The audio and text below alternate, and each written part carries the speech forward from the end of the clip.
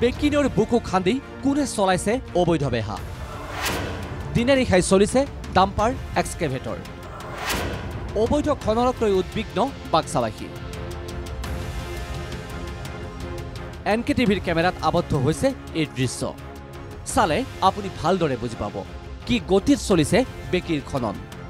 20 খনতকৈ অধিক জেচিবি আৰু এক্সকেভেটৰৰ সহায়ত দিনে নিশাই খনন চলোৱা হৈছে বেকী নৈৰ বুকুত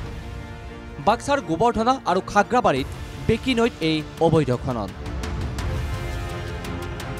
ইয়াৰ ফলত জীৱনৰ সংশয়ত ভুগিছে নৈপৰীয়া ৰাইজ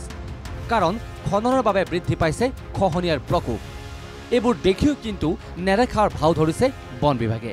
আৰু তাকে লৈ ক্ষুব্ধ হৈ উঠিছে দল সংগঠন আসলতে বেকী নৈত একাংশ বন বিষয়াক মেনেজ কৰি ইয়াত যদিও বান বান্ধিছে কিন্তু তাৰ সন্মুখতে আসলতে খনন কৰিব দিছে যাৰ পৰিৱেশিতত আসলতে যিসমূহ ইয়াত চৰকাৰী ধন আহিছিল সেই ধনখিনি আসলতে ইয়াত আসলতে সৎ কামত যোৱা নাই যাৰ কাৰণে আমি ছাত্ৰ সন্থাই উদ্বিগ্ন হৈ পৰিছো কোনে চলাইছে খনন কাৰ অনুমতিত চলিছে খনন এই অবৈধ কাৰবাৰ শীঘ্ৰে বন্ধ নকৰিলে আগন্তুক সময়ত আন্দোলনৰ হুংকাৰ দল সংগঠনৰ আহ্বান মুখ্যমন্ত্ৰী হিমন্ত বিশ্ব শৰ্মালৈ অনুৰোধ বিটিআৰ চিফ প্ৰমোদ বড়োলৈও এই অবৈধ খননৰ বিৰুদ্ধে ব্যৱস্থা গ্ৰহণ কৰিব লাগে ৰাজ্য চৰকাৰ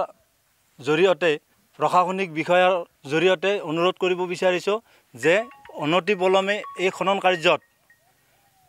চকু দিয়ক আৰু কঠোৰভাৱে ব্যৱস্থা কৰক নহলে আমি অন্যভাৱে জংগী আন্দোলন কৰাৰ বাবে আমি প্ৰস্তুতি হাতত লম বাক্সা জিলাৰ হালবাৰী মহকুমাৰ অন্তৰ্গত গোবৰ্ধনা আৰু খাগ্ৰাবাৰীত বন বিভাগক মেনেজ কৰি একাংশ মাফিয়াই এই খনন চলোৱাৰ অভিযোগ নৈৰ মাজত বান্ধ নিৰ্মাণ কৰি পানী ডাইভাৰ্ট কৰি চলাইছে খনন কাৰ্য বন বিষয়াৰ বিৰুদ্ধে অভিযোগৰ আঙুলি উঠিছে গতিকে চৰকাৰে কঠোৰ ব্যৱস্থা গ্ৰহণ কৰিব লাগে হালবাৰীৰ পৰা আমিৰ আলী NKTV